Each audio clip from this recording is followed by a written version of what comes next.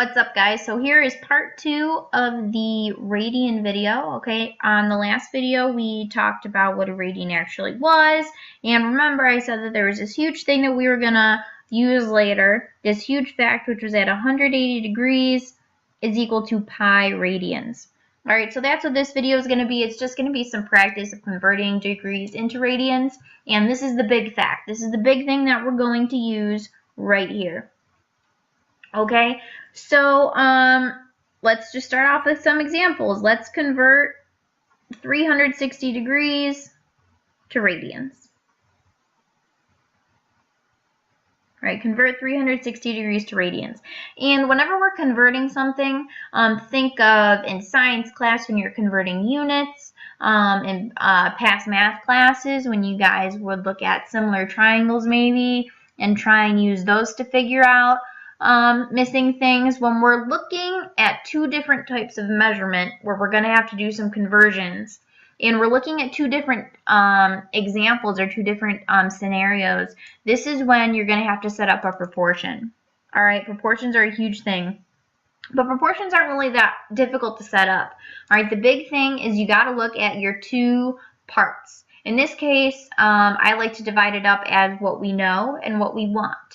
All right, so let's look at what we know. All right, well, that's what's up here in this box. We know that 180 degrees is the same thing as pi radians. So if we set that up as a proportion, I like to do radians over degrees. If you want, you could switch it and put the 180 over pi. Doesn't really matter. Okay, but so that left side is what I know. What I want to know the radians that are equal to 360 degrees. So that's what's going to be on my right side, what I want. Okay, but since over here I had my radians in top, I'm going to have to put my radians in top on the right side, and I'm going to have to put my degrees in bottom. Okay, so that does have to correspond. Whatever you put in the numerator of your one fraction also has to be the same unit that you put in your numerator of the other side as well. But now to solve this, this is easy. We've got two fractions equal to each other. We can just cross multiply. So we get 360 pi is equal to 180x. Divide both sides by 180. And I'll come up here. I'm trying to not get in the way of the video.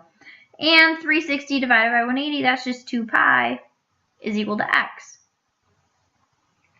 So that is what 360 degrees is in radians. 360 degrees is the same thing as 2 pi radians. Okay? And you really should show all this work, all right? Not necessarily with all the colors, but you should show setting up this proportion and cross multiplying, at least for right now. I'm going to draw a picture that might explain this a little better. And the picture might make sense to a lot of you guys. I hope it does, at least.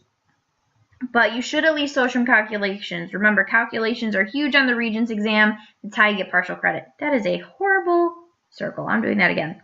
All right, so let's see. Boop. We've got my axes. A little better. Okay, so remember we talked about this last time, where if I go 180 degrees, that is the same thing as if I do pi radians, right? Well, when I was converting 360 degrees, if I go 360 degrees, isn't that the same thing as if I went 180 degrees, and then I went another 180 degrees, right? It's 180 plus 180. So if I know that 180 is pi, that really means I did pi for the first half of the circle, and then I did pi for the second half of the circle. And when I do pi plus pi, that just gives me 2 pi, which is exactly what I got when I did this algebraically using proportions. Okay, so in this case, it was kind of easy to just see with the picture that 360 degrees is the same thing as 2 pi radians. But like I said, you should show the algebra, because that's how you ensure that you get some partial credit on the Regents exam if you happen to make a small mistake. So that is that. Now, let's do another example. Let's convert 90 degrees to radians.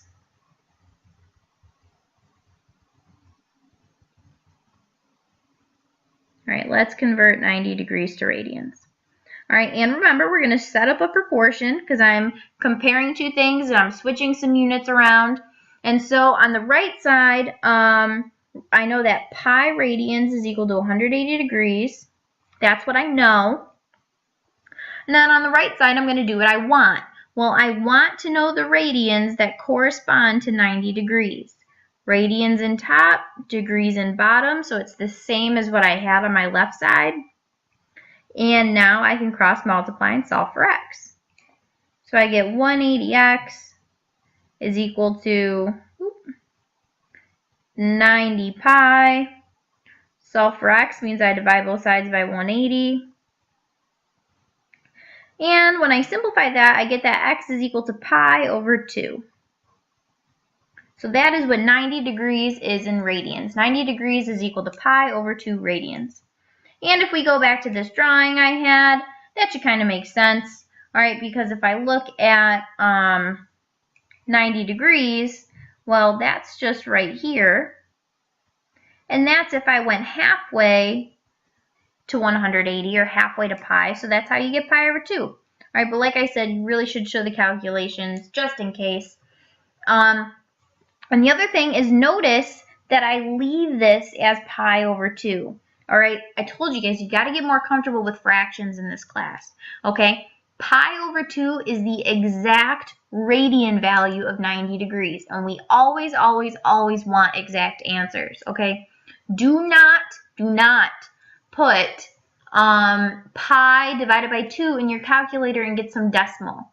When you do that, this decimal is going to go on forever, okay, because pi is an irrational number, which means that when you write down your final answer, you're going to have to round. So you're not actually giving me the exact radian value, you're giving me something approximate.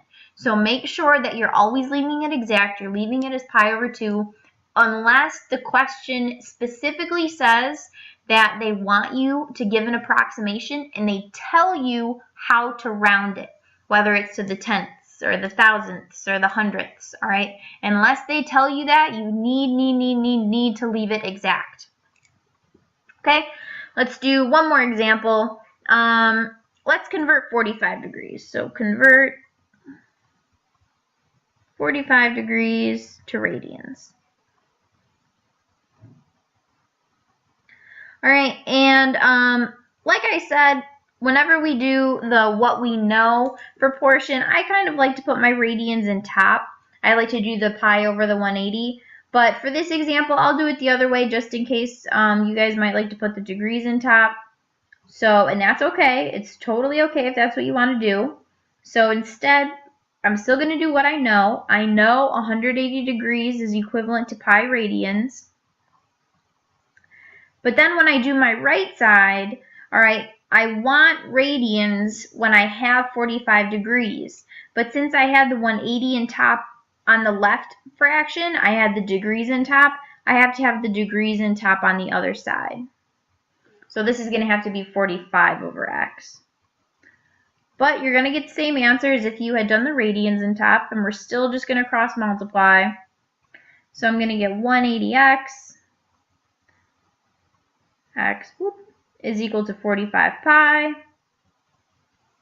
Divide both sides by 180. So I get that x, and this is going to simplify to pi over 4. All right, 45 goes into 180. So the exact value, I know that 45 degrees is equivalent to pi over 4 radians. All right, so that's pretty much it, okay? So we're always going to set up this proportion. We're always going to do what we want, or what we know and what we want. We're always going to cross multiply. Everything's going to be good. The only other thing is the 3 examples that we've done, I think we did 3, they have always been converting degrees to radians. But we can also go the other way. We can take radians and we can convert those to degrees, and we can do it the exact same way. So I'm going to do one of those examples, and then that'll be that. All right, so how about we convert, how about we do pi over 3 radians to degrees? All right, notice that I talked about this in the last video. For radians, we could put a little capital R up here. Kind of like how we do a little degree symbol for, windy. We do the degree symbol when we're talking about degrees, but obviously if I've got a pi over 3 in here, I have to be talking about radians, so that's why most people don't. If you want to, that's totally cool, but you don't have to. Okay? But anyways, I'm converting radians to degrees, so I'm still going to set up the proportion, what I know, what I want. What do I know? I know that pi radians is the same thing as 180 degrees. That's always what this comes back to. Now, what do I want? I want the degrees that are equal to pi over 3 radians. Since I've got radians in the top, I got to keep radians in the top. So I have the proportion pi over 180 is equal to pi over 3 over x. Don't have a panic attack, all right? Even though it has these baby fractions in here, that's okay, all right? It's all going to work out. So I'm still going to cross multiply, all right? Trust me, this is all going to work out. When I do this, I'm going to get 180 pi over 3. All right, that's what happens when you multiply 180 and pi over 3 is equal to pi x. All right. Now, if I look over here at this 180 divided by 3, that simplifies. That is equal to 60 pi, which is equal to pi x. All right. Now I'm going to come up over here just so I have some more room. So I've got 60 pi is equal to pi x. But I want x. So right now I've got x times pi, so I'll divide both sides by pi. And that's nice because the pi canceled over here on the right, but it's also going to cancel over here on the left. So I'm left with 60 is equal to x. And that is my answer. All right, my final answer is that pi over 3 radians is the same thing as 60 degrees. Okay, pretty cool. Like I said, we're always just using this proportion. We're using the fact that pi radians is the same thing as 180 degrees, and that's it. All right, so I will see you all in class tomorrow.